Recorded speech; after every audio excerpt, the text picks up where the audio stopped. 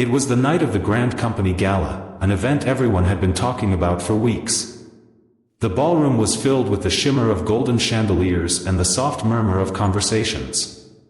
Guests in their best evening attire mingled over cocktails, but among the sea of smiles, there was one person who felt out of place. Her name was Lily, the young daughter of the company's CEO. She was wearing a beautiful red dress, her blonde hair neatly pulled back, but her eyes, wide and uncertain, scanned the room. You could tell she didn't quite fit in with the crowd, and though her father, the CEO, was by her side, there was a distance between them.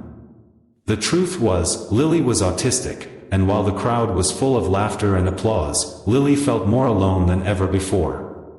She was standing by the edge of the dance floor, trying to look confident, but the world around her was moving too fast.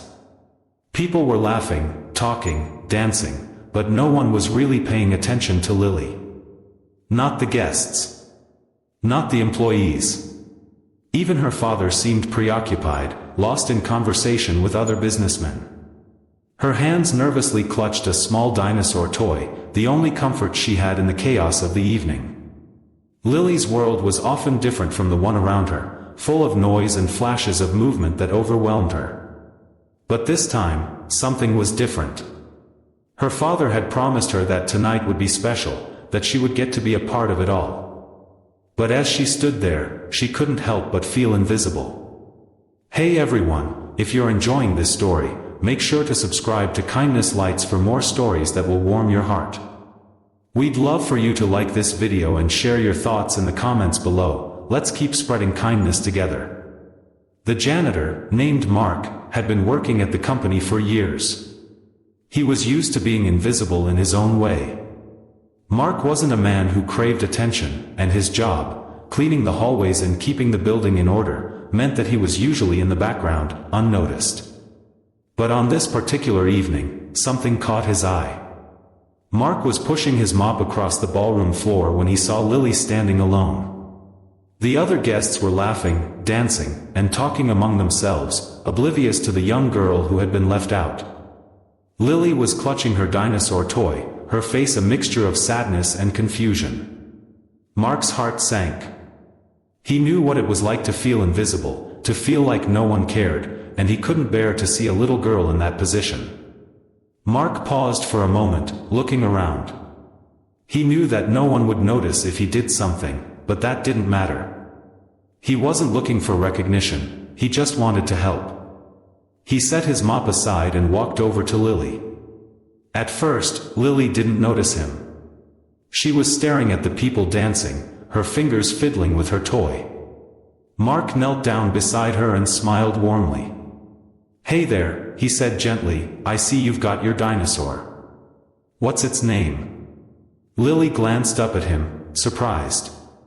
For a moment, she didn't say anything, but Mark could see a flicker of curiosity in her eyes. "Rex," she whispered. "His name is Rex." "That's a good name for a dinosaur," Mark said, smiling. "You know, Rex and I are great friends. But you know what Rex loves to do?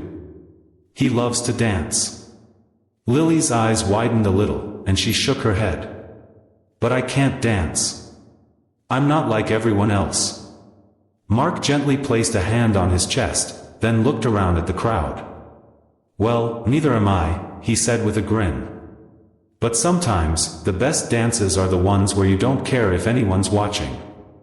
Lily hesitated for a moment, looking at her father, who was still lost in conversation. She looked back at Mark, her eyes unsure. Mark extended his hand with a kind smile. "What do you say, Lily? Want to dance with me?" For a moment, Lily looked at his outstretched hand. Then, her face broke into a shy smile, and she nodded. Holding Rex in one hand, she placed her small hand in Mark's.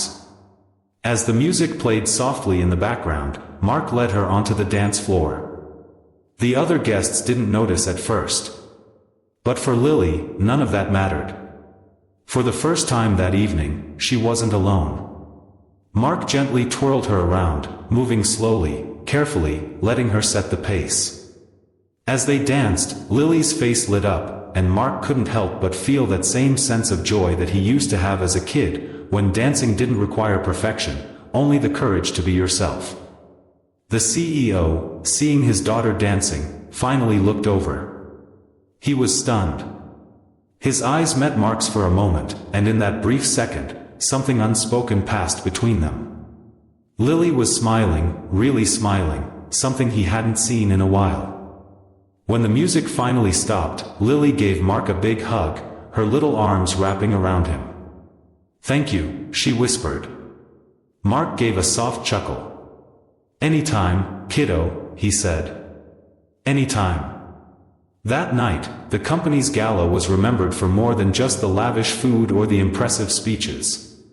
It became a story of kindness, a reminder that sometimes, the smallest acts can change everything.